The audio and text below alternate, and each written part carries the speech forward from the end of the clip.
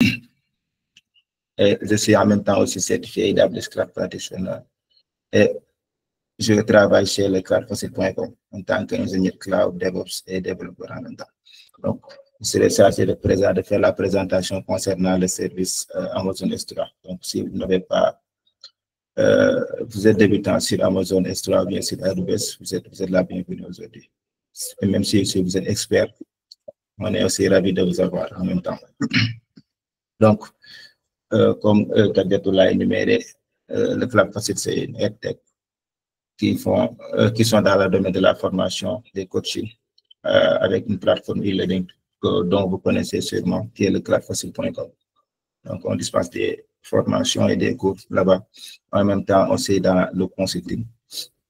Et concernant les formations, on dispose pas mal de catalogues de formation, à savoir le AWS Cloud Practitioner et le coach québécois dans le mythe, le Solution Architect, le DevOps et Kubernetes et beaucoup d'autres formations qui sont, voilà, qui sont dispensées sur le cloudfacile.com.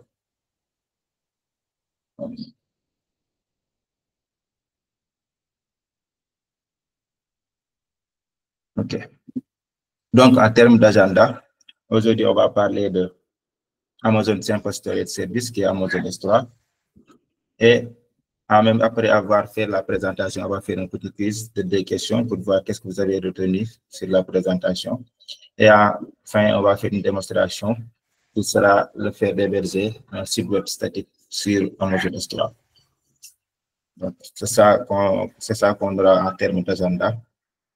Donc, pour commencer, Amazon Simple Storage Service, c'est un service de stockage chez Amazon. AWS. Vous savez que AWS comporte plus de 200 services. J'accepte ça. Amazon comporte plus de 200 services. Il y a des services de stockage, il y a des services de calcul, il y a des services de machine learning. Maintenant, quand on parle d'Amazon S3, ça concerne les services de stockage. C'est Amazon. Donc, on va parler d'Amazon S3. Donc, Amazon S3, c'est un service régional de stockage en ligne de type objet. Donc, maintenant, quand on parle de type régional, si vous étiez là quand on parlait de l'infrastructure globale d'AWS, on avait énuméré que AWS a ce qu'on appelle une infrastructure globale qui est comportée de régions et chaque région est comportée de zones de disponibilité. Donc, S3, c'est un service régional. Ça veut dire que quand vous créez votre bucket S3, vous le créez de façon régionale. Cela veut dire que ça va être disponible sur toutes les zones de disponibilité qui vont se trouver dans la région que vous avez créé votre bucket S3 en fait. Raison pour laquelle on parle, c'est un service régional de stockage en ligne parce que vous passez par Internet pour stocker vos objets. C'est un type de stockage objet. Ça veut dire que vous pouvez ajouter.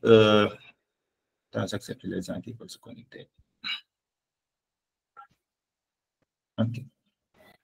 C'est bon, Karim, je m'en charge. Ah, OK. Super. Merci, Kadir. Donc, je disais que c'est un type de stockage en ligne de type objet. Ça veut dire que tout fichier que vous avez, que ce soit des photos, des fichiers, vous pouvez le stocker au niveau de Amazon S3 et vous passez par Internet pour le faire.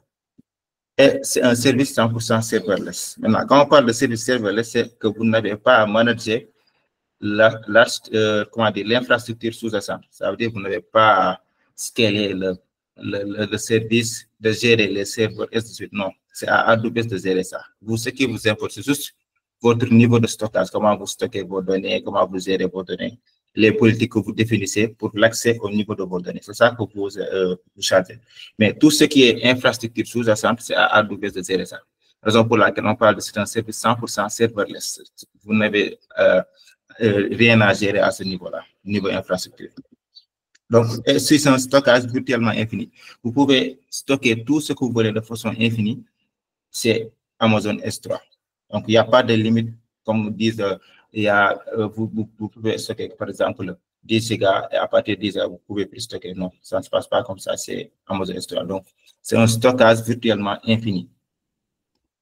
Et la durabilité est de 99,999. On parle de 11,9. Bon, ça peut rien ça peut ne pas vous parler. Mais si, par exemple, vous voulez après faire une certification, un examen de certification, ces questions-là, c'est une question à savoir.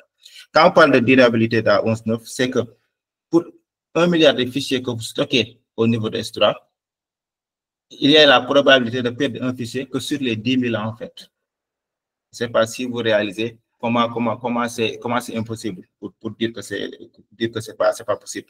Ça veut dire que si vous stockez, pour chaque milliard de fichiers que vous stockez, vous pourrez en perdre un seul fichier, ça veut dire un seul objet, tous les 10 000 ans. Raison pour laquelle on parle de durabilité 99,999. Je ne connais pas quelqu'un qui a vécu 10 000 ans, donc c'est juste pour vous dire que c'est presque impossible de perdre un fichier qu'on a stocké au niveau de Amazon S3. Donc c'est ça pour raison pour laquelle il appelle ça la durabilité de 99,999. Ça veut dire que de 91,9 en fait. Donc c'est cette question-là, ces genres de questions-là ont tendance à sortir quand vous faites les examens de certification AWS. Donc le prix aussi de Amazon S3 est de 0,023 $ quand vous utilisez ce qu'on appelle la classe de stockage S3 standard. Donc il y a plusieurs types de classes de stockage. Il y a standard, il y a intelligent tiering, il y a une zone, il y a plusieurs. On va en parler après. Maintenant, quand vous utilisez le S3 standard, c'est la classe par défaut. Quand vous créez un bucket S3, par défaut, vous créez le bucket au niveau du S3 standard. Maintenant, c'est à toi de définir le niveau de stockage que vous préférez en fonction de ton cas d'utilisation. Donc, vous voyez aussi, concernant l'S3 glacier, c'est une classe de stockage aussi, qui est très moins chère par rapport aux classes de stockage standard. C'est-à-dire que cette classe-là est réservée pour les données de type archive, par exemple. Donc, aussi, c'est possible l'interaction entre le service EC2 et Amazon S3. Par exemple, quand vous avez votre application web qui est connectée avec votre base de données, ainsi de suite, mais vous voulez interagir avec le service S3. Donc, qu'est-ce qu'on fait dans ce cas-là? Bon, je ne vais pas entrer dans les détails en parlant des VPC endpoints et tout, mais c'est possible, depuis votre S3, d'avoir un rôle et d'aller puiser des données ou bien d'aller exporter des données au niveau de votre service Amazon S3. Et concernant les prix, donc, quand vous avez la tête bien reposée, vous pouvez aller sur le site officiel de Amazon, qui est amazon.com, S3 Pricing. Vous verrez comment sont facturés le pricing sur S3. Si on dit ça, des fois, les gens ont tendance à dire que le cloud, c'est trop cher. Mais le plus risqué, c'est aller dans le cloud et ne pas savoir comment on va utiliser les services. Maintenant, il faut avoir cette réflexion-là. Quand vous voulez utiliser un service, allez voir le pricing, faire des simulations pour voir comment ça se passe et tout, avant d'appliquer ou bien d'utiliser ces services-là. Donc, Amazon, donc avant de passer, est-ce qu'il y a des questions concernant Amazon S3, la définition et tout, avant de passer au niveau des classes? Jusque-là, c'est bon. Si vous avez des questions, vous pouvez écrire directement les questions sur le chat. Je pourrai répondre directement. Donc, on utilise ce format-là. Quand vous avez des questions, vous pouvez l'écrire directement sur le chat. Et je vais y répondre de plus en plus. Je vais continuer la présentation. Donc, on va parler des classes de stockage. Les classes de stockage sont similaires à des zones de stockage. C'est juste, je vous ai parlé tout à l'heure, le service comment dire, S3. On a parlé de S3 standard, on a parlé de S3 glacier. Ce sont des zones de stockage dans S3. Par exemple, sont des zones de stockage dans S3. Donc, il y a plusieurs classes de stockage. Il y a S3 standard, il y a intelligent tiering, il y a glacier deep archive. Toutes ces classes de stockage-là ont des spécificités différentes concernant la classe par défaut, qui est la classe S3 standard. Donc, ça fournit des stockages de plus économiques pour différentes devices. Après, on va y revenir de façon beaucoup plus claire avec le tableau. Donc, la classe par défaut est le S3 standard. Donc, retenez ça. Quand vous allez sur la console d'AWS, vous voulez créer un bucket S3, par défaut, il crée votre bucket en utilisant la classe par défaut S3 standard. Maintenant, c'est à toi de dire, bon, mes données ne seront pas toujours accessibles. Ce seront des données de type archive. Je vais utiliser telle classe ou bien telle classe. En fonction des classes, il y a plus que vous choisissez la classe la moins fréquente d'utilisation, c'est plus économique en fait. Mais la capacité à récupérer les données que vous avez stockées sont plus lentes. C'est ça un peu la différence. Donc, la choix de la classe se fait en fonction de vos exigences. Par exemple, si vous dites que vous avez des fichiers, mais vous consultez rarement vos fichiers. Donc, ce n'est pas conseillé d'utiliser l'extrusion standard qui va être facturé de 0,023 $. Au lieu que vous allez utiliser le S3 classé, donc vous allez par exemple consulter vos fichiers une fois par année, ce n'est pas recommandé d'utiliser la classe de stockage standard en fait. Raison pour laquelle il y a plusieurs types de classes de stockage dont vous allez utiliser en fonction de vos exigences ou bien en fonction de vos use cases. Donc, ces classes de stockage-là, ça part de standard jusqu'à deep archive. Donc, le standard, je vous ai dit tantôt, quand vous créez un bucket S3 par défaut, ils sont stockés dans ce qu'on appelle le S3 standard. Donc, c'est la classe par défaut. Maintenant, le intelligent tiering, c'est quoi? Ça permet de déplacer automatiquement vos fichiers, ça veut dire vos données, vos objets que vous avez mis dans votre bucket, dans les classes inférieures, ça veut dire dans cette classe-là, infrequent access, ou bien dans une zone, ou bien dans glacier, ou bien dans des archives, selon le temps d'utilisation, par exemple. Par exemple, ça déplace automatiquement les données entre les niveaux. Par exemple, si vous dites un exemple concret, quand je reste, par exemple, 90 jours sans pour autant consulter les objets au niveau de mon bucket S3, déplace-les-moi dans cette classe de stockage là, infrequent instance. Donc, qu'est-ce que ça a fait? Ça veut dire que quand vous restez 90 jours, exemple, c'est juste un exemple, et que vous n'avez pas consulté vos fichiers au niveau de S3, Intelligent Tiering va déplacer à infrequent access et vous allez payer moins en fait. Donc, au lieu que vous allez payer 0,023, vous allez payer moins parce qu'il a déplacé dans une classe de stockage qui sera moins consultée. De même, quand par exemple, vous définissez au niveau des politiques que Intelligent Tiering le déplace au niveau d'une zone, il va le déplacer de standard vers une zone. C'est quoi la différence entre standard et une zone? Standard, quand vous créez un bucket, je vous ai dit que la classe par défaut c'est standard. Et S3, c'est un service régional, donc il va le déployer sur toute la région. Et quand on parle de région, on parle de toutes les zones de disponibilité qui s'y trouvent. Maintenant, quand vous le déplacez au niveau d'une zone, il ne va plus le déployer de façon régionale, mais il va sélectionner une zone de disponibilité spécifique où il va stocker vos fichiers. Et vous allez payer moins. Pourquoi? Parce que vous avez dit, par exemple, à Intelligent Tiering, vous avez consulté ces fichiers-là ou bien ces documents-là de façon pas fréquente, en fait. Donc, c'est ça. C'est ça un peu la différence entre les classes stockage. De même, quand vous dites à Intelligent Tiering, bien quand vous voulez déplacer vos fichiers surclassés, c'est réservé aux données archives, par exemple, aux données où vous allez consulter une fois, par exemple, par année. Donc, vous n'avez pas besoin d'utiliser le standard qui va être payé trop cher, par exemple, qui n'est pas cher, mais c'est plus cher que classé. Or, que vous n'allez pas les utiliser durant toute l'année. Donc, c'est une question. Ce n'est pas optimal, en fait. Donc, raison pour laquelle, quand vous déplacez vos données au niveau de classé, vous allez payer moins. Maintenant, quand vous allez récupérer vos données, ça va prendre plus de temps, en fait, plusieurs heures pour récupérer vos données.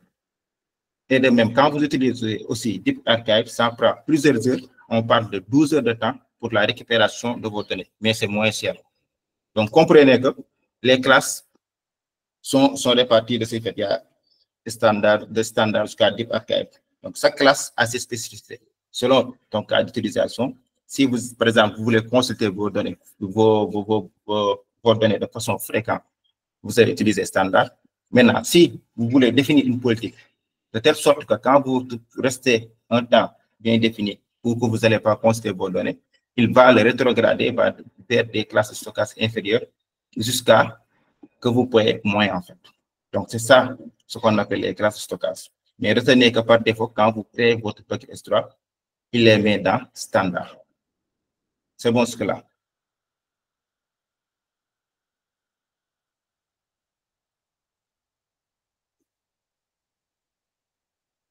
Est-ce que c'est bon ce que là? Si c'est bon, vous pouvez mettre des pouces. Si ce n'est pas aussi clair, je peux y repasser pour expliquer à nous.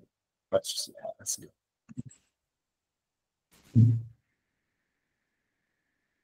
Super.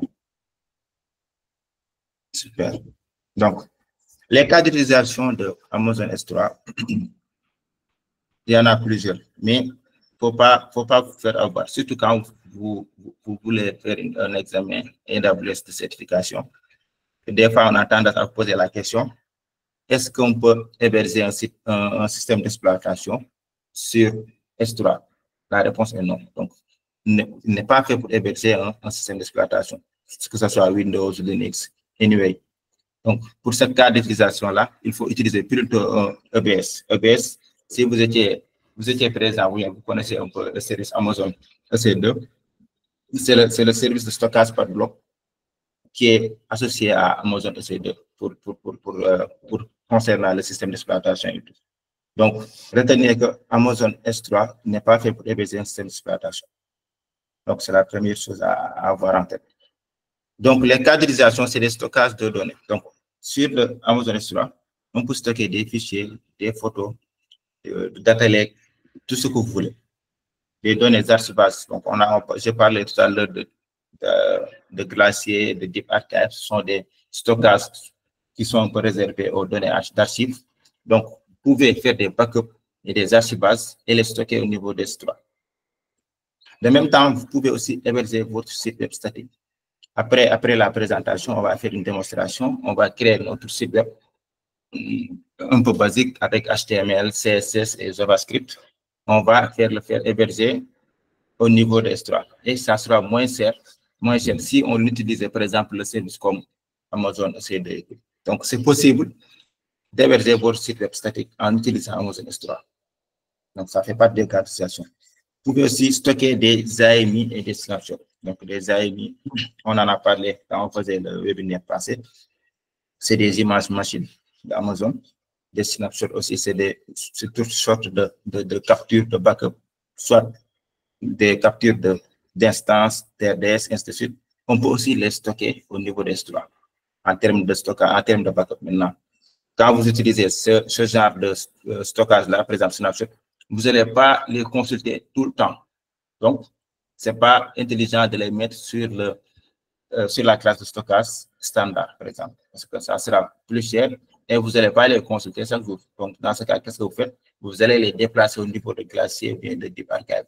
Et maintenant, quand vous voulez les récupérer, si vous utilisez Deep Archive, vous allez patienter 12 heures de temps pour la récupération de vos données. Donc, c'est comme ça que cela marche. Donc, maintenant, on parle de buckets. Les buckets sont des compartiments, sont une forme de dossier où on stocke les objets dans S3. Donc, des fois, on le matérialise sous forme de saut, raison pour laquelle on parle de bucket.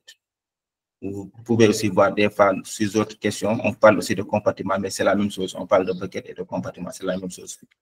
Donc, c'est par les buckets qu'on stocke les objets S3. Dans tous les fichiers que vous allez mettre dans S3, que ce soit des photos, des vidéos, des fichiers HTML, des fichiers CSS, des fichiers JavaScript, vont être mis au niveau d'un bucket ou bien compartiment. Donc, ils sont représentés sous forme de dossier dans le console AWS. Après, on va passer au niveau de la console, voir le service S3, comment ça se passe. Donc, c'est représenté sous forme de dossier dans le console AWS. Donc, c'est là où vous enregistrez tous les objets que vous mettez dans S3, que ce soit des photos, des vidéos, vos sites web. Vous créez un bucket, ce qu'on appelle un bucket, et vous y mettez vos objets. Donc, les buckets, cette phrase-là, si vous devez l'avoir en tête, doivent avoir des noms uniques. C'est comme des DNS. C'est comme des DNS en fait. Vous ne pouvez pas, par exemple, dans une région, moi, je crée un bucket, je l'appelle démo, par exemple, et en même temps, par exemple, Kadoudou vient créer un bucket et l'appelle démo. C'est impossible. C'est comme si vous venez au niveau de votre bureau, machine locale, je parle de votre machine locale, vous trouvez un fichier, par exemple, nommé index. C'est impossible, par exemple, de recréer un autre fichier nommé index. Dans ce cas, qu'est-ce que Windows fait? Il met entre parenthèses 1. Juste pour vous dire que vous pouvez avoir deux fichiers de même nom. C'est le même concept au niveau de S3. Vous ne pouvez pas avoir des noms uniques au niveau des buckets S3. Des fois, c'est un peu même chiant. Quand vous essayez de créer un bucket, vous tapez un nom, il peut dire que ce nom existe déjà. Donc, les noms des buckets doivent être uniques. Donc, ça aussi, vous devez l'avoir en tête. Maintenant, on a parlé de restaurant, on a parlé de bucket, mais les buckets, qu'est-ce qui se trouve au niveau des buckets? C'est les objets. Ça veut dire tous les fichiers que vous mettez au niveau du bucket, on appelle ça objet. C'est cette nomenclature-là qu'utilise S3. Donc, c'est la raison pour laquelle on parle que S3, c'est un service de stockage de type objet. Maintenant, il considère tous les fichiers que vous stockez au niveau de votre bucket, il les considère comme des objets en fait. Les photos, il les considère comme des objets. Les vidéos, les fichiers HTML, ainsi de suite, toutes sortes de fichiers que vous mettez au niveau d'un bucket, il les considère comme un objet en fait. Maintenant, le format importe peu. Il n'y a pas de format bien défini en disant qu'il prend pas ce type de format. Non. À part les systèmes d'exploitation que je vais énumérer tout à l'heure, que c'est impossible de mettre les systèmes d'exploitation au niveau de S3. À part ça, tous les fichiers, peu importe le format, ça veut dire texte, photo, vidéo, archives sont prises en compte. En fait. Donc, la taille aussi d'un objet. Donc, tout à l'heure, j'ai dit que S3, c'est virtuellement infini. Vous pouvez stocker tout ce que vous voulez en termes de quantité. Maintenant, c'est différent, il y a une nuance. Quand on parle de la taille maximale d'un objet de 5 Tera, c'est la taille de l'objet que vous allez mettre dans le bucket en fait. Par exemple, supposons que je veux mettre une photo au niveau de mon bucket S3. Maintenant, cette photo-là que je vais mettre, ça ne doit pas dépasser 5 Tera en fait. Est-ce que vous comprenez un peu la différence? Donc, cette photo-là que je vais mettre, ou bien ce fichier-là que je vais mettre, ne doit pas dépasser, la taille maximale doit être à 5 terabytes. Mais sur le nombre d'objets, par exemple, je vais mettre 1000 photos, 10 000 photos, 100 000 photos, il n'y a pas de limite sur le nombre d'objets en fait. Mais c'est juste lié à l'objet en tant que tel. Donc, l'objet en tant que tel ne doit pas dépasser 5 terabytes. Mais vous pouvez avoir plusieurs objets en même temps que vous pouvez faire stocker au niveau d'un bucket S3. Donc, c'est un peu la nuance. Des fois, les gens font cette erreur-là. Donc, retenez bien que S3, c'est un service de stockage régional qui est virtuellement infini. On peut stocker le nombre de fichiers que l'on veut. Maintenant, les fichiers, on appelle ça des objets. Maintenant, chaque objet, la taille maximale d'un objet est de 5 terabytes. Et on peut aussi, comme je viens de le dire, il n'y a pas de limite sur le nombre d'objets à stocker en fait. Vous pouvez stocker 1000 photos, 40 000 photos, 50 000 photos, c'est juste, ça concerne juste au client la taille, le nombre d'objets qu'il va mettre au niveau de son bucket S3. Jusque là, ça va.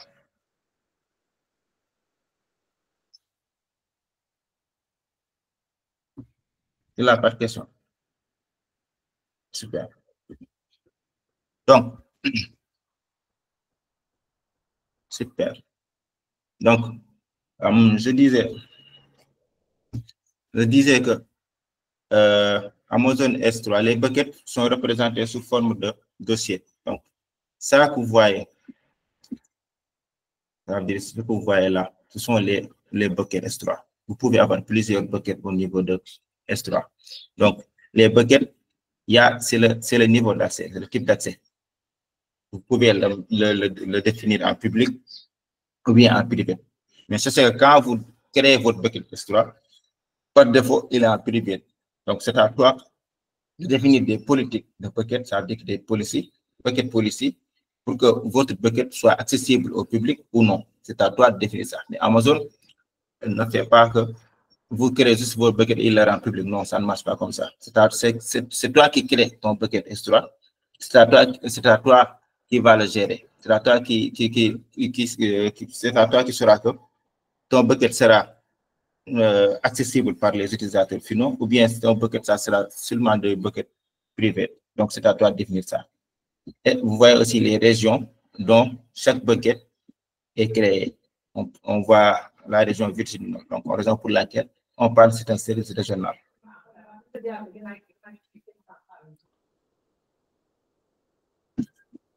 Donc, vous voyez, les buckets sont là, sont représentés, matérialisés sous forme de sceaux.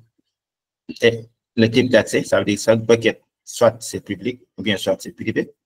Et chaque bucket se trouve dans une région spécifique. Raison pour laquelle on parle que c'est un service régional. Donc, on va parler des contrôles d'accès. Donc, par défaut, je disais tout à l'heure que les buckets et les objets que vous créez dans Astra sont privés.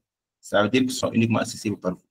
Maintenant, c'est à toi de définir si les objets que je viens créer vont être accessibles soit au public, ou bien soit par le public en un temps donné, ainsi de suite. Selon mon cas d'utilisation, en fait, c'est à moi de définir ça. Maintenant, pour définir ça, on passe qu'on appelle pas des politiques de comportement, ça veut dire des bucket policy. On appelle bucket policy.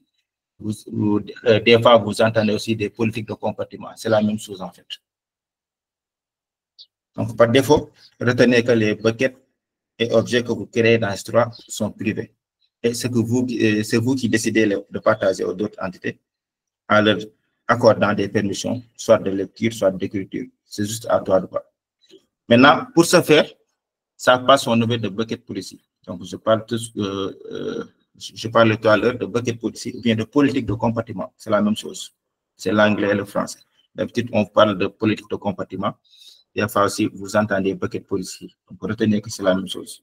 C'est quoi un bucket policy? C'est juste un document JSON qui permet d'autoriser ou bien de refuser des accès au niveau des ressources sur un service donné.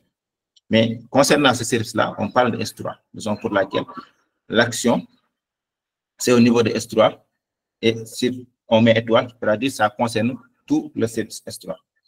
Et l'effet, c'est quoi? C'est autorisé. Maintenant, si on avait mis ici deny, ça signifie qu'on a refusé l'action au niveau des ressources MyBucket, toute action en fait. Donc, il y a deux effets. Il y a allow et deny. Soit on refuse, soit on autorise. Donc, pour ce cas de figure, qu'est-ce qu'on fait? On autorise l'action concernant le service S3, avec toutes les actions. Et sur quelles ressources?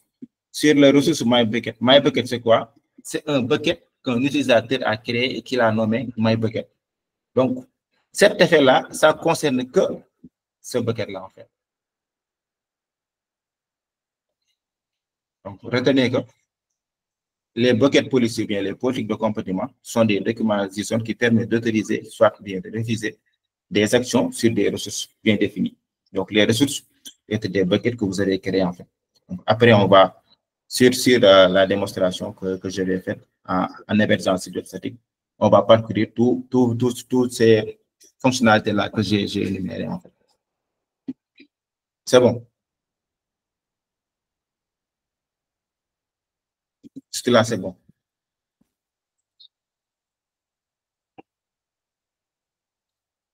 Si ce n'est pas clair aussi, je peux reprendre. Les gars, on dirait que vous dormez, c'est bon.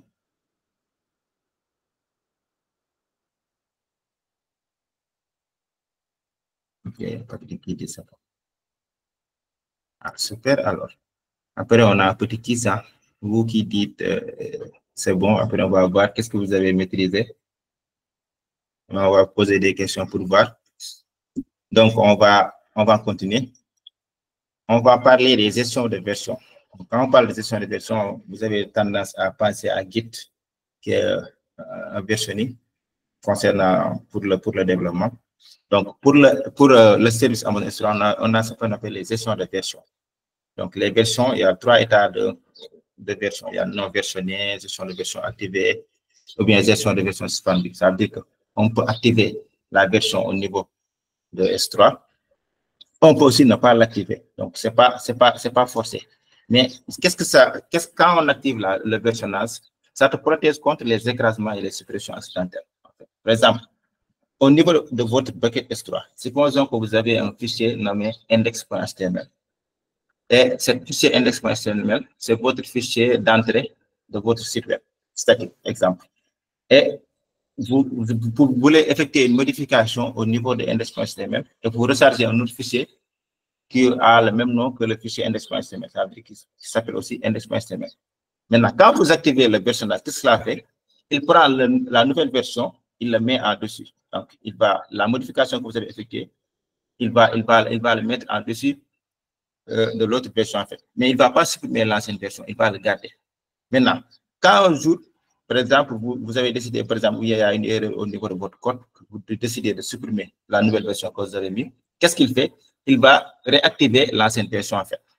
Donc, c'est ça qu'on appelle le versionnage au niveau d'S3. Donc, Ça vous protège déjà contre les écrasements et les suppressions accidentelles, sans perte de performance. Ça génère une nouvelle version à chaque téléchargement.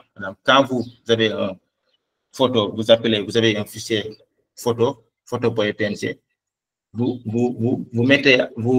téléchargez une autre photo, mais qui a le même nom. Il ne va pas supprimer l'ancienne photo, en fait. Il va le garder pour vous en créant ce qu'on appelle des versions. C'est ça qu'il fait. Et ça permet de récupérer facilement les objets supprimés ou de revenir aux versions précédentes. Après aussi, on le verra au niveau des démos.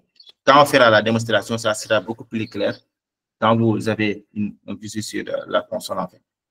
Donc, retenez que la gestion des versions au niveau de S3, ça protège contre les écrasements et les suppressions accidentelles. Et ça génère une nouvelle version à chaque téléchargement. Donc, on va même simuler ça quand on va faire la démonstration. On va simuler et créer qu'on appelle un nouveau fichier qui portera le même nom avec le fichier qu'on avait pour voir comment ça va se passer. Donc, les trois états d'un compartiment, c'est soit il est versionné, mais retenez que s'il y a un coût, quand vous activez le versionnage, il y a un coût supplémentaire en fait, que S3 va vous facturer, que quand vous ne l'activez pas. Donc, retenez ça. Donc, raison pour laquelle je vous parlais tantôt que quand vous voulez explorer un service, mieux vaut d'aller sur le pricing, de faire des simulations pour voir combien ça va te coûter d'abord, avant d'aller vous aventurer sur, sur le service en question. Donc, le versionnage, ce n'est pas quelque chose qui va être gratuit, cela va être payant. Pourquoi? Parce que quand vous mettez en place un fichier, par exemple, vous uploadez un fichier et vous uploadez un autre fichier comportant le même nom, il garde tous les fichiers. Maintenant, le fait qu'il garde ces fichiers-là, il y a un coût. Donc, vous avez deux fichiers qu'il stocke pour vous. Donc, c'est ce coût de stockage-là qu'il va vous facturer en fait. Raison pour laquelle je vous dis que ce n'est pas gratuit. Donc, retenez ça en fait. Donc, tout à l'heure, je vous ai posé des questions, vous avez répondu que vous avez compris, on va un peu tester cela. Vous avez posé des questions, vous allez répondre sur le chat pour que je puisse voir qu'est-ce que vous avez compris au niveau de la présentation. En fait. C'est bon. Puisque vous avez tout compris, on a énuméré le bucket S3, le service S3, on a énuméré les buckets qui représentent sous forme de saut. On a énuméré les objets. Les objets sont les fichiers qu'on met dans les buckets S3, que ce soit les photos, les vidéos, les fichiers, ainsi de suite. Tout ça, on appelle ça des objets. On a défini les politiques de compartiment au niveau des buckets S3 pour définir les accès au niveau des utilisateurs. On a aussi parlé de la taille limite d'un objet, qui est de 5 TB, qui est différent que le service S3, c'est virtuellement infini. Donc, on va faire un quiz. Vous allez répondre peut-être sur le chat pour que je puisse voir qu'est-ce que vous avez compris au niveau de la présentation avant qu'on passe sur la démonstration. C'est bon. Donc, la première question est quel est le nombre maximum d'objets qu'un bucket Amazon S3 peut stocker? Ah, ah, ah. Les autres? Pourquoi pas B? Pourquoi pas C? Pourquoi pas D? Quelqu'un peut ouvrir son micro et s'expliquer?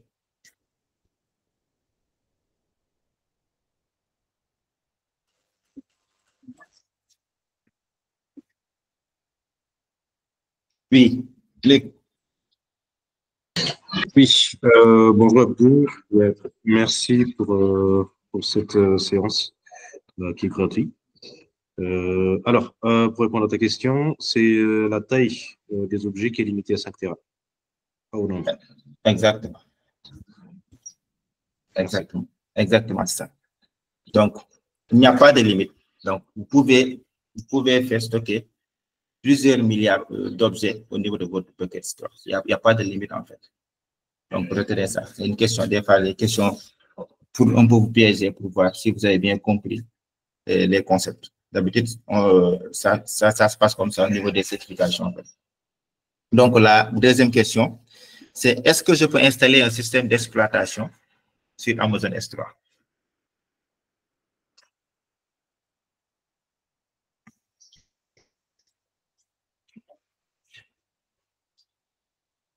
Les gens qui répondent bien. Il n'y a pas de A.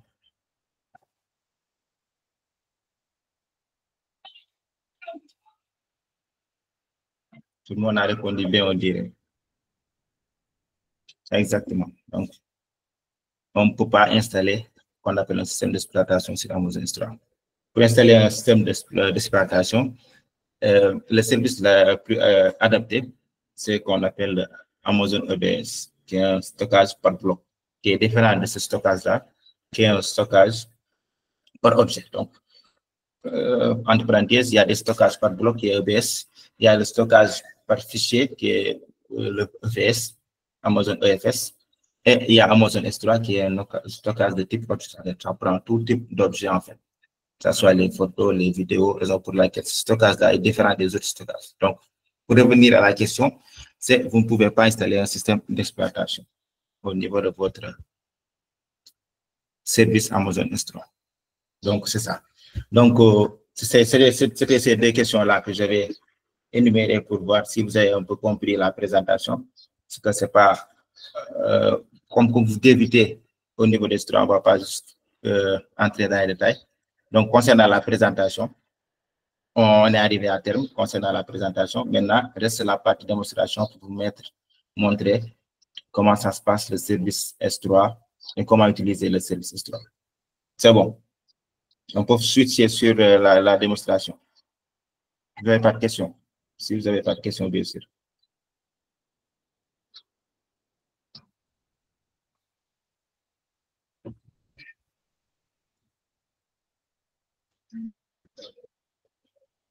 Les autres, c'est bon?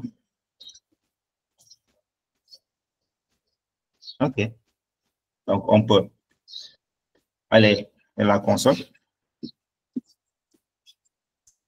et vous montrer le service Amazon S3, faire une démonstration, vous montrer chaque concept qu'on a pu énumérer, comment ça se passe en vrai. Donc, si vous venez au niveau de la console, vous vous connectez, il y a plusieurs services que vous verrez. Amazon 16 Minecraft Automation sont des services de AWS que vous connaissez sûrement. Donc, pour nous concernant, il y a le service S3, qui est le service de stockage Amazon. Donc, quand vous rentrez au niveau de ce stockage, à gauche, vous verrez toutes les fonctionnalités que vous verrez au niveau de S3, compartiments, les points d'accès, ainsi de suite. Donc, ça ne va pas nous concerner. C'est un peu plus avancé. Donc, ça ne va pas nous concerner concernant cette présentation. Donc, nous, qu'est-ce qu'on va faire? On va créer ce qu'on appelle un compartiment. Un compartiment, donc, je vous avais dit tantôt qu'un compartiment, c'est un bucket en fait. C'est juste l'anglais et le français qui diffèrent. Donc, quand on dit créer un compartiment, si vous avez, par exemple, votre console en anglais, vous verrez créer un bucket, par exemple. Donc, c'est la même chose. Donc, on va créer un compartiment.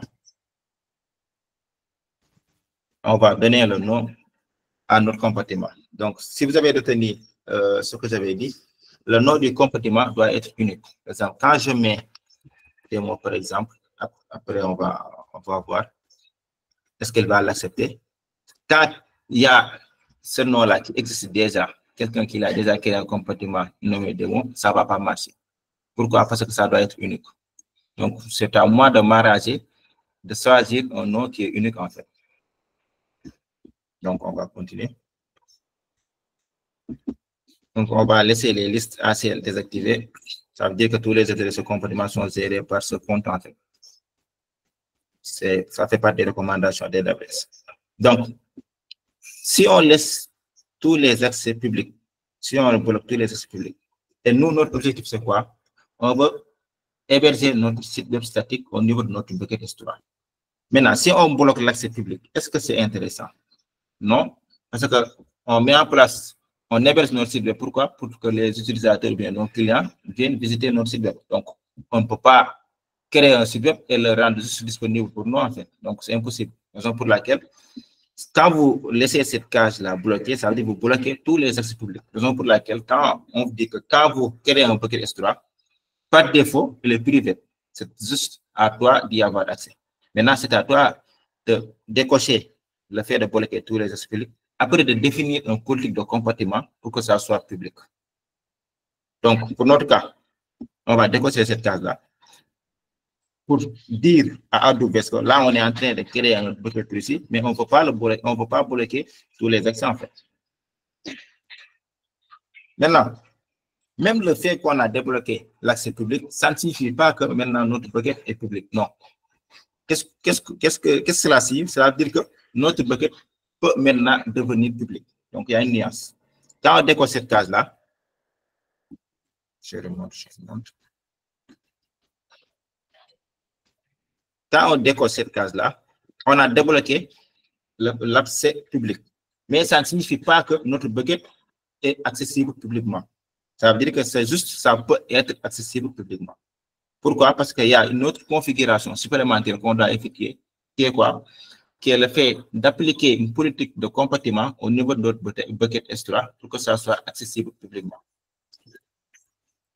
Donc, on fait comme ça. Et AWS demande la gestion des versions. Est-ce qu'on va activer ou bien est-ce qu'on va désactiver?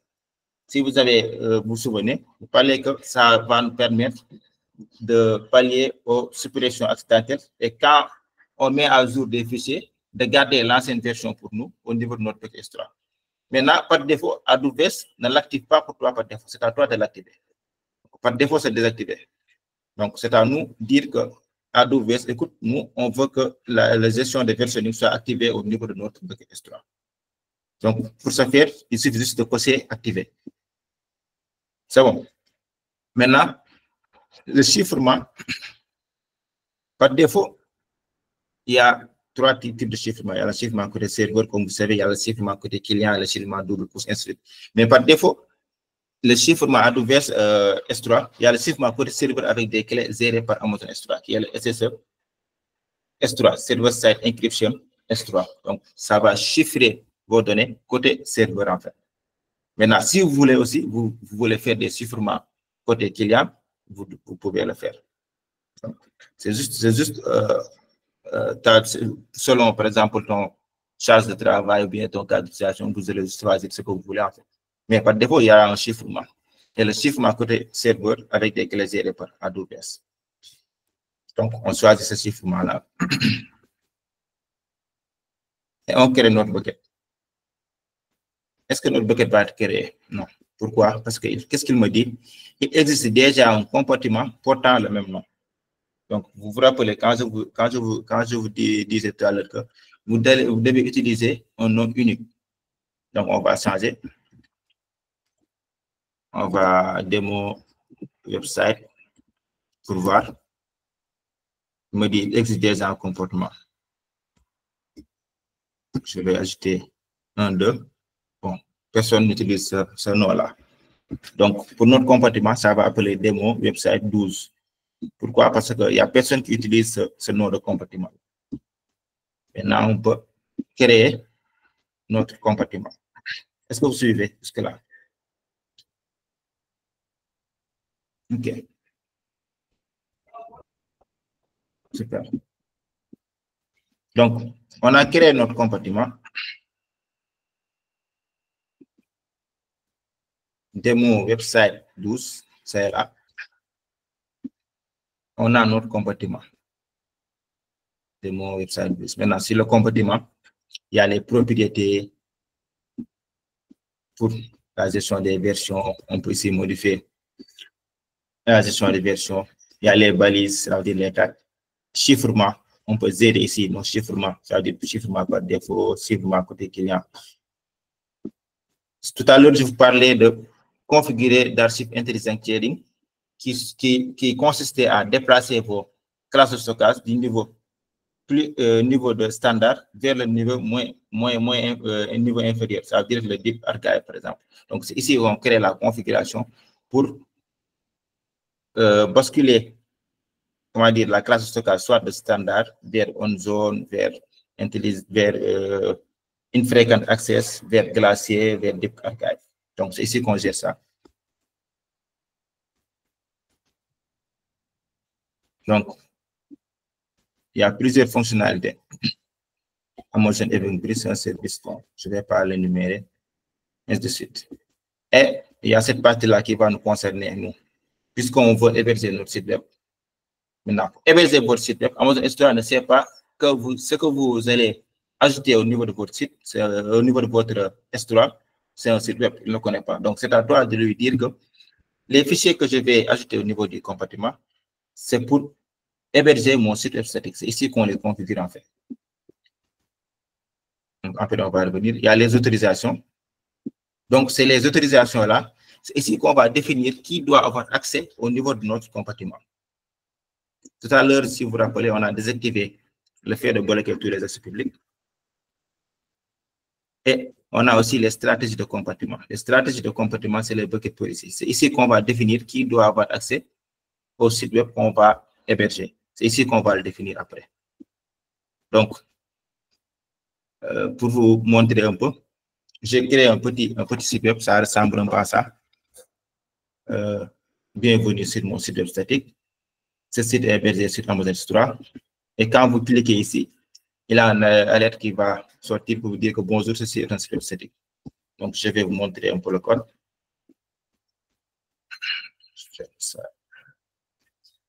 Donc, on a un fichier index, un fichier JS JavaScript qui se nomme script.js, un fichier style.css. Vous voyez. Donc, on a ces deux-là qu'on veut héberger au niveau de notre bucket S3. Donc, vous pouvez créer, après ce webinaire-là, vous pouvez vous aventurer, créer un site web beaucoup plus costaud que le mien, en fait, parce que c'est juste un site basique que j'ai créé. Donc, qui dit juste bienvenue sur mon site web. Donc, ces trois fichiers-là que nous avons, qui ressemblent à ça, en fait. Donc, ça ressemble à ça. Maintenant,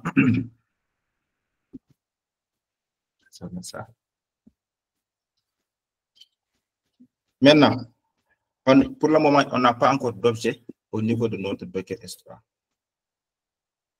Il n'y a rien. Maintenant, qu'est-ce qu'on veut mettre?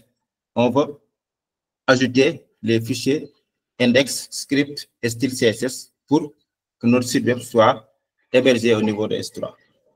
Donc, pour ce faire, comment on fait? Cliquez sur charger et vous ajoutez les fichiers. Quand vous ajoutez sur fichier, vous verrez ces trois fichiers-là que je vais créer pour mon site web, c'est-à-dire le fichier index, le fichier script et le fichier style CSS. On va le charger au niveau de notre bucket S3. On va sélectionner les trois, cliquer sur ouvrir, et vous voyez les trois fichiers sont là, au niveau de notre bucket S3. Et vous cliquez sur charger.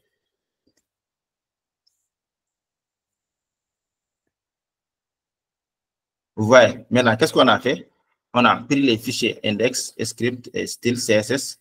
On l'a déposé au niveau de notre bucket S3 qui se nomme Demo Website 12. Pour le moment, notre site web n'est pas encore accessible par qui que ce soit. Pourquoi? Parce qu'on n'a pas dit à Amazon S3 que c'est un site web et on n'a pas donné l'accès à tout le monde pour que ça soit accessible à tout le monde. Donc, jusque-là, ça va. Donc,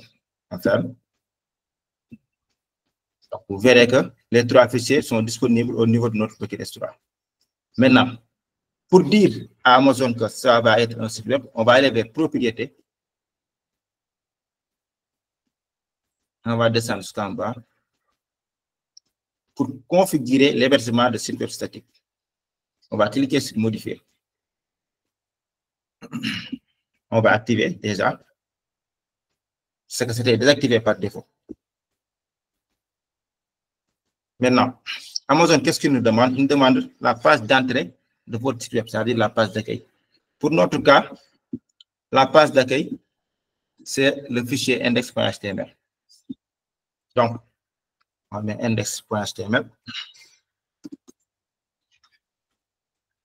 Ça sera la page d'entrée pour notre site web.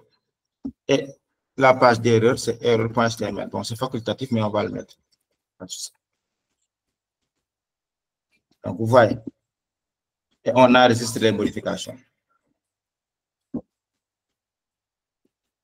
Maintenant, quand on a enregistré les modifications, vous verrez que Amazon nous donne ce qu'on appelle un URL pour naviguer au niveau de notre site web. Donc, on va cliquer cette URL pour voir est-ce que cette URL va être accessible. Question à 1 million. Est-ce que cette URL va être accessible? Avant que je tape sur Entrée, je pose la question, est-ce que cette URL va être accessible à tout le monde? Est-ce qu'on verra notre site web? Il y a Terran qui dit non. Pourquoi?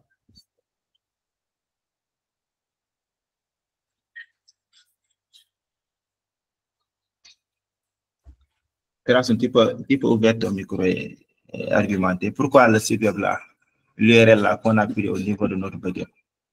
Pourquoi si on va aller sur cette URL là, on va pas voir? Je me demande bien, est-ce qu'on a rendu public aussi l'adresse? Pas encore. On n'a pas encore rendu public le compartiment. C'est ça. Vous voyez, quand vous utilisez l'URL, vous verrez que vous avez une erreur 403, access denied.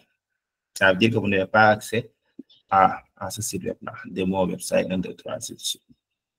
Même si je vous partage, quand je vous le partage sur le chat.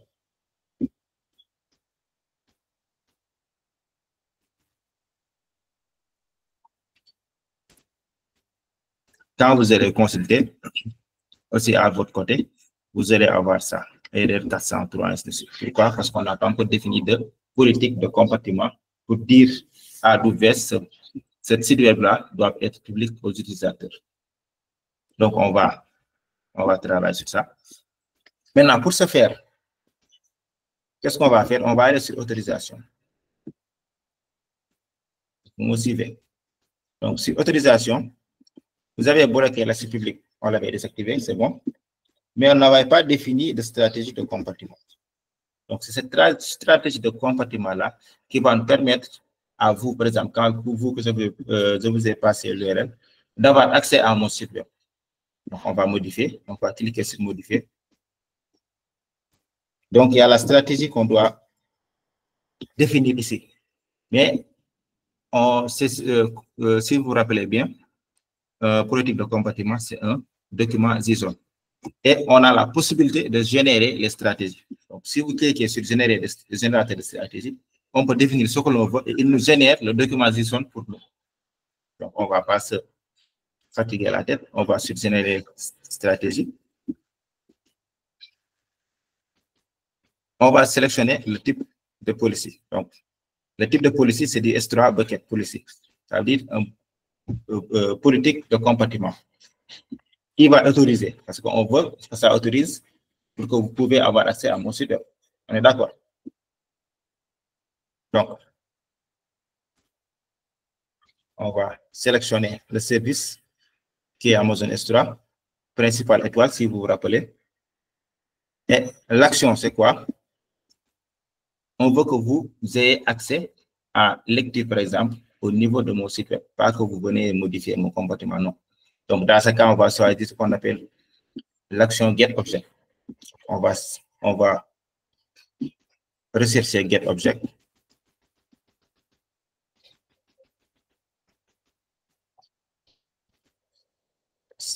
Voilà, getObject.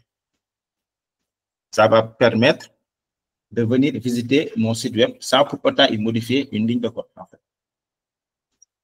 Et l'ARN, c'est quoi? C'est Amazon Resource Name. C'est le nom de la ressource que j'avais créée. C'est quoi la ressource? C'est le bucket policy. Donc, si vous revenez sur le compartiment, c'est ça qu'on appelle l'ARN. C'est l'Amazon Resource Name. Chaque ressource que vous créez a on appelle un ARN qui est associé à cette ressource-là. Donc, ce générateur de policy-là va être associé à notre ARN qui s'appelle Demo Website 12. Et on va générer notre policy. Maintenant, c'est ce document JSON-là que nous avons. C'est la version, c'est ne change presque jamais, c'est du 2012. Et l'action, c'est de getObject. Et l'effet, c'est d'autoriser à lire au niveau de notre ressource dénommée Demo Website 12. Et on va ajouter étoile slash. Pourquoi? Parce que le bucket contient les objets. Donc, après le bucket, il y a tous les objets qui sont dans la raison pour laquelle on ajoute du slash étoile pour que ça soit visible, en fait. Maintenant, on copie cette politique. Ferme. on revient pour modifier la stratégie. On colle la stratégie qu'on a générée. Donc, il n'y a pas à se fatiguer la tête. Il y a un générateur de stratégie qu'on peut aller générer notre stratégie, la stratégie que nous voulons, et venir le coller au niveau de notre petit PSC. Et on a enregistré les modifications. Là, normalement, notre site web doit être accessible publiquement. Donc, on va revenir sur notre site. Et vous voyez que maintenant, le site web est accessible. Bienvenue sur mon site web Static Institute. Vous pouvez vérifier à votre niveau. Je vous ai partagé l'URL pour voir si vous aurez accès à ce site web. Vous avez testé?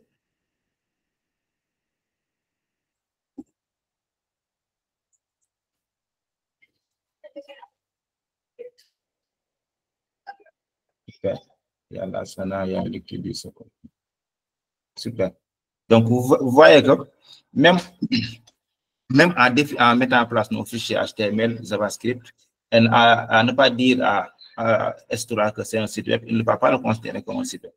Maintenant, c'est à toi de faire des réglages au niveau de la propriété pour dire que ces fichiers-là que je vais uploader au niveau d'Estora, tu vas les considérer comme un site web que je vais héberger au niveau d'Estora. Donc, il y a Mohamed Gueye. Oui, vas-y, Mohamed. Tu as levé la main? Oui, bonjour. Oui, Abdelkarim, bonjour. Oui, bonjour. D'abord, merci beaucoup pour cette belle présentation. Moi, j'ai un petit souci par rapport à l'hébergement. Je vois ici, après l'hébergement, dans l'URL, on a une URL non sécurisée. Et que parfois, j'ai essayé cela, mais ça cause problème. Pour pouvoir lire pour pouvoir lire le site dans d'autres types d'appareils, ça cause souvent des problèmes. Par exemple, lorsque j'ai essayé d'héberger mon site SSD et que j'essaie d'accéder avec mon téléphone, ça refuse d'y accéder. Je ne sais pas s'il y a des alternatives de solutions par rapport à ça. Oui, parce qu'on n'a pas défini des certificats SSL, ainsi de suite, raison pour laquelle cette politique de confiance-là concernant les certificats ne te permet pas des fois de naviguer, mais il y a une façon de faire pour que ça puisse être accessible. C'est que exemple, cette URL-là, vous n'allez pas l'utiliser, par exemple, quand vous hébergez votre site web, on est d'accord. Qu'est-ce que vous allez faire? Vous allez utiliser, par exemple, dans le domaine bien précis, www.mohamed.gay.com, qui va être relié au niveau de votre URL-là. Est-ce que je me suis fait bien comprendre? Et vous avez défini des normes sécuritaires en transit pour que ça puisse être accessible. Vous ne devez pas, par exemple, c'est juste une des raisons pour laquelle je ne vais pas évoquer cette partie-là, mais vous n'allez pas utiliser cette URL-là juste pour, par exemple, donner à vos utilisateurs finaux quand vous allez vous connecter à votre site web. Est-ce qu'on est d'accord? Oui, d'accord, merci. C'est ça. Donc, il y a d'autres processus, par exemple, il y a un service Amazon qui s'appelle Amazon 353 pour tout ce qui est DNS et nom de domaine qui gère ça, pour l'associer, par exemple, à ton URL, à cette URL qu'on a de mon website ou ainsi de suite. Donc, c'est ça, en fait.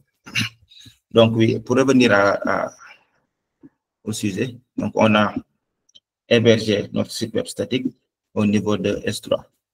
Donc, si vous revenez au niveau de votre backend,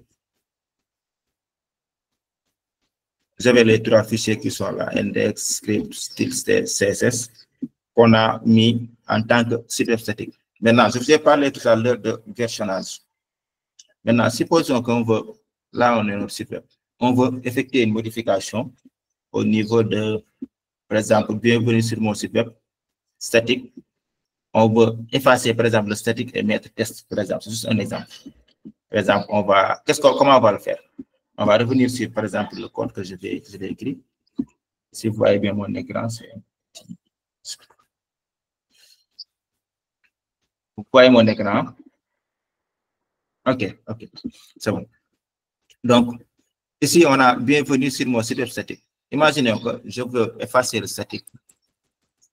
Et je veux mettre bienvenue sur mon site web de test, par exemple. Donc, vous voyez que j'ai changé j'ai effectué une modification au niveau de mon fichier index.html. On est d'accord. Maintenant, puisque c'est un site web statique, ça ne va pas se répercuter automatiquement ici. On est d'accord. Parce que c'est un site web statique.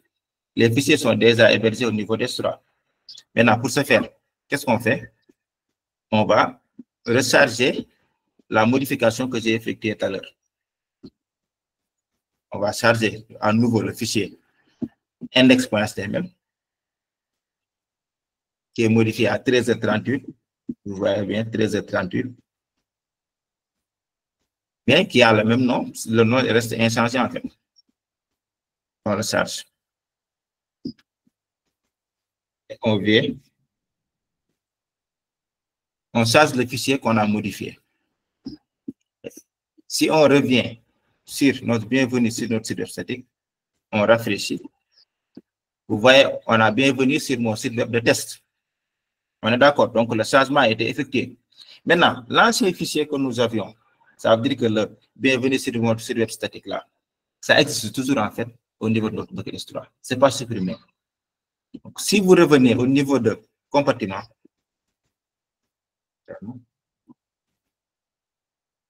vous voyez que 3 fichiers index.html que j'ai chargé il y a à 13h38, il y a le script, il y a style CSS. Maintenant, si on affiche les versions, vous voyez ce bouton-là, afficher les versions. Si on affiche les versions, vous verrez que le fichier qu'on avait uploadé à 13h25 est toujours présent. C'est juste, c'est ce fichier-là qui est mis au-dessus de ce fichier-là. Pourquoi? Parce que c'est la dernière mise à jour. Mais il le garde, en fait.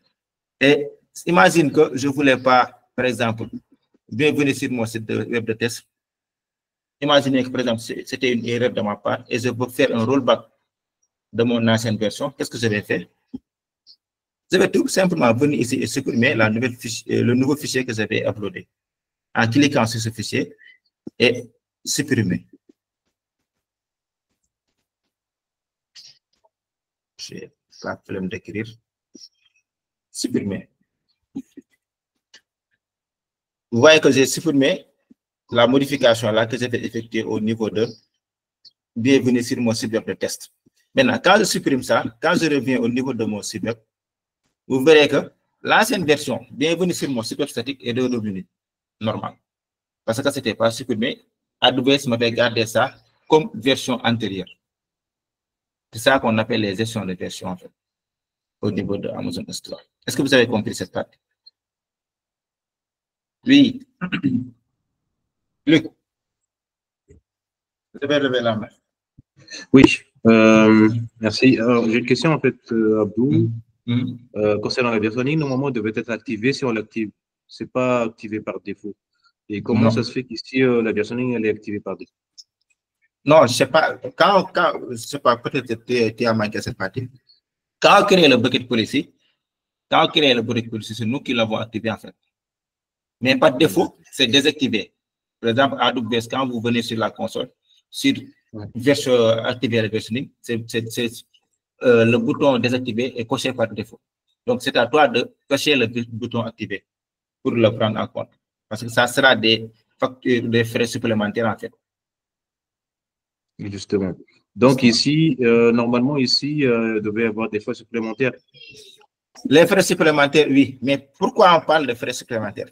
Parce que, imagine-toi, sur un fichier, tu as effectué 5 modifications et tu as uploadé les 5 fichiers. Donc, tu as 5 fichiers, par exemple, de taille 2 mégas qui se trouvent au niveau de votre bucket. On est d'accord? Maintenant, ces 5 fichiers-là vont être facturés par gigabyte, 0,023 gigabytes dessus. Donc, tu as 5 fichiers qui vont être facturés. Raison pour laquelle c'est un frais supplémentaire. Maintenant, si tu n'avais pas activé le versioning, quand tu uploads un nouveau fichier portant le même nom, il va écraser l'ancien fichier. L'ancien fichier, en fait. C'est ça la différence. D'accord. Donc, je pense qu'on est arrivé à terme de la démonstration. C'était juste pour vous montrer comment ça se passe, le service Amazon S3 et un use case pratique qu'on peut utiliser comme à notre exemple d'héberger un site web statique au niveau de de bucket du service Amazon S3. Et on peut faire pas mal de choses avec Amazon S3. Et concernant l'hébergement de site statique, c'est presque ça ne coûte rien en fait. C'est pas si cher en comparant avec les autres services comme Amazon EC2, ainsi de suite.